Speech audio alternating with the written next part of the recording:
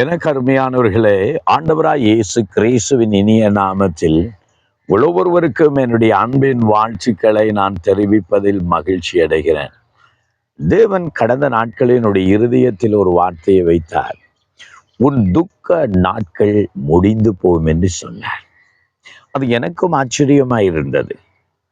இந்த இடத்தில் உங்களை பார்த்தும் அந்த வார்த்தையை சொல்லுகிறதை, ஒரு தீர்க்க தரிசனமாய் சொல்கிறதை நீங்கள் ஏற்றுக்கொள்ளுகிறீர்களா? உங்கள் துக்க நாட்கள் முடிந்து போகிற ஒரு காலம். எப்பொழுதும் நீங்கள் துக்கத்தோடு வாழ்கிறதில்லை. எப்பொழுதும் நீங்கள் நிந்தையோடு வாழ்கிறதில்லை. எப்பொழுதும் நீங்கள் நெருக்கத்திலே வாழ்கிறதில்லை. உங்கள் நெருக்கத்துக்கும் உங்கள் துக்கத்துக்கும் உங்கள் வேதனைக்கும் ஒரு முடிவு உண்டு. ஹல்லேலூயா. உங்கள் துக்க நாட்கள் முடிந்து போகும். ஏசாயாவின் புஸ்தகம் 60வது அதிகாரம் 20வது வசனம் சொல்லுகிறது, உன் சூரியன் இனி அஸ்தமிப்பதும் இல்லை, உன் சந்திரன் மறைந்து போவதும் இல்லை. கர்த்தரே உனக்கு நித்திய வெளிச்சமாய் இருப்பார்.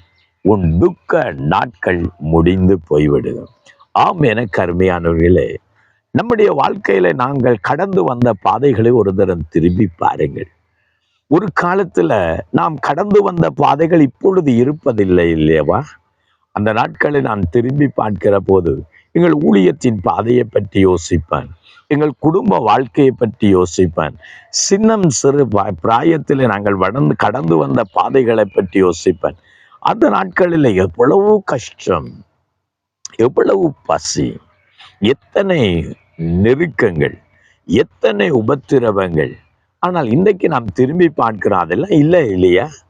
அந்த நாட்களை போலவே இன்றைக்கு நான் பசியாய் இருக்கிறேன். அந்த நாட்களை போலவே நான் இப்பொழுது பட்டினியாய் இருக்கிறேன். அந்த நாட்களை போலவே நான் இன்றைக்கு நிந்தையோடு வாழ்கிறேன். அந்த நாட்களை போலவே நான் இன்னும் அந்த படாத பாடுபட்டு கொண்டிருக்கிறேன் நம்ம சொல்லுகிறது இல்லை அல்லவா? தேவன் என்னை ஆசீர்வதித்தார் என்று சொல்கிறோம். தேவன் என்னை உயர்த்தினார் என்று சொல்கிறோம். தேவன் நம்மை போஷித்தார் என்று சொல்கிறோம் அல்லவா? அந்த நாட்களில் இந்த துக்கம் முடிந்து போய்விட்டது. ஹல்லேலூயா.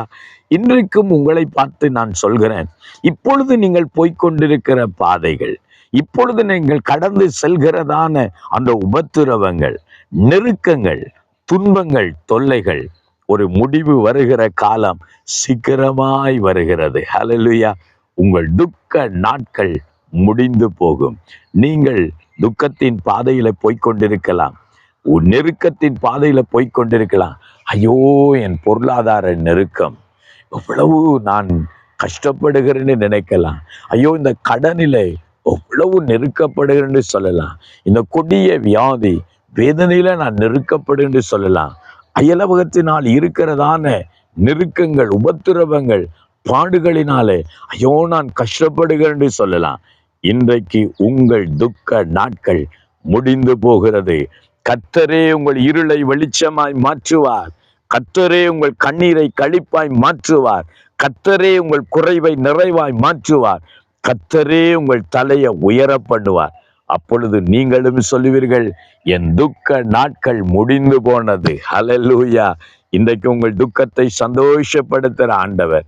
கண்களை மூடுவோமா? ஆண்டவரே, என் கண்ணீரையும் மாற்றும் என்று சொல்லி கேட்கிறீர்களா?